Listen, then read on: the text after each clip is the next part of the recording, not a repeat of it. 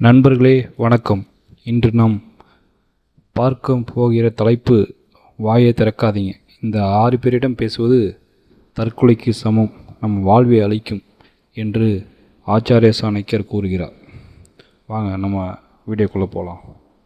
ஒரு மனிதன் வாழ்க்கையில் முன்னேறுவதற்கு அவன் என்ன பேசுகிறான் என்பது முக்கியமில்லை, யாரிடம் பேசுகிறான் என்பதுதான் முக்கியம். ஒரு தவறான மனிதரிடம் ஒரு சரியான விஷயத்தை பகிர்ந்தால் அது உங்கள் கனவுகளின் இறுதி நாள் ஆகலாம். இன்று நாம் பார்க்க போவது உங்கள் வாழ்க்கையை அமைதியாக அளிக்கும் அந்த 6 வகை மனிதர்களை பற்றி தான். சாணக்கியர் அழகாக கூறியிருக்கிறார், வாங்க பார்க்கலாம். 1. பொறாமை கொண்டவர்கள். ஒரு பெரிய ராஜ்யத்தில் ஒரு இளவரசன் இருந்தான்.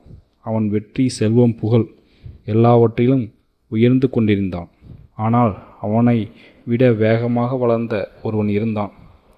அவன் நண்பன் போல இருந்தாலும் உள்ளுக்குள் தீ போல எரிந்தது பொறாமை. ஒரு நாள் அந்த பொறாமைக்காரன் மெல்ல வந்து சொன்னான், இப்போ இந்த வேலை செய்ய வேண்டாம், நேரம் சரியில்லை. அது ஒரு ஆலோசனை போல தோன்றியது, ஆனால் அது விஷம். அவன் நம்பினான். அவன் முயற்சியை நிறுத்தினான்.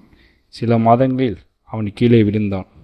நினைவில் வைங்க நண்பர்களே, பொறாமை கொண்டவன் உன்னை நேராக தாக்க மாட்டான், உன் மனதை மெதுவாக உடைப்பான். 2. முட்டாள்கள்.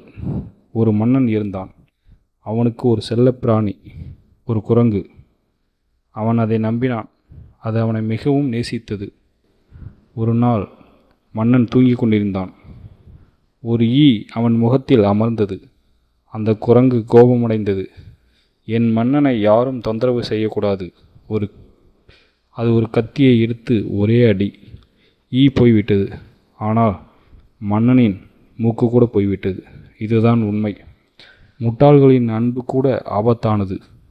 அவர்களிடம் முக்கிய விஷயங்களை பேசினால் அவர்கள் உதவ நினைத்து உங்களை அழித்து விடுவார்கள் நண்பர்களே. அடுத்ததாக 3. எப்போதும் குறை சொல்பவர்கள். ஒரு மனிதன் தினமும் தண்ணீர் எடுத்து வந்தான். அவனிடம் 2 பானைகள், ஒன்று நல்லது, மற்றொன்று ஓட்டை. அந்த ஓட்டை பானை தினமும் புலம்பியது, நான் பயனில்லாதவன், நான் வீணாகிறேன். மனிதன் தினமும் இதை கேட்டு சோர்ந்தான். ஒரு நாள் அந்த பானையை உடைத்து விட்டான். உண்மை என்ன தெரியுமா? குறை சொல்லும் மனிதர்கள் உங்கள் வாழ்க்கையில் ஒரு துளை போடுவார்கள். மெதுவாக உங்கள் உற்சாகத்தை வடித்து விடுவார்கள். அடுத்ததாக 4. இரகசியத்தை காக்காதவர்கள். ஒரு மனிதன் தன் தவறுக்காக வருந்தினான்.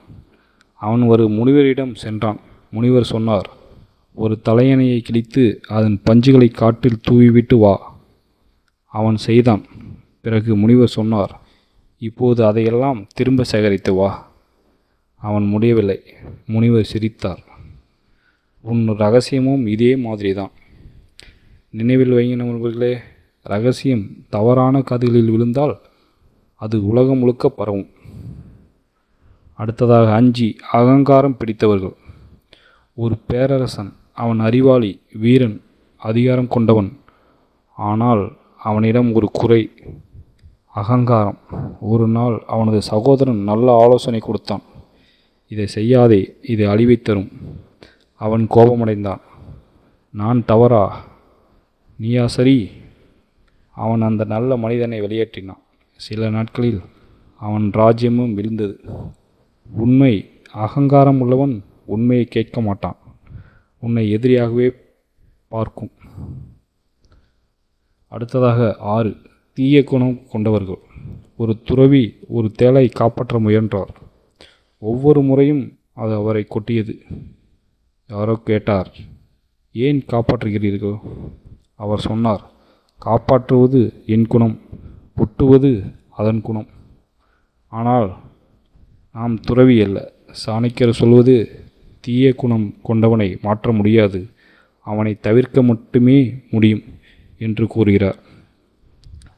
நண்பர்களே, உங்கள் வாழ்க்கையில் பிரச்சனை வருவதற்கு காரணம் எதிரிகள் அல்ல, தவறான மனிதர்களுடன் நீங்கள் பேசுவதுதான்.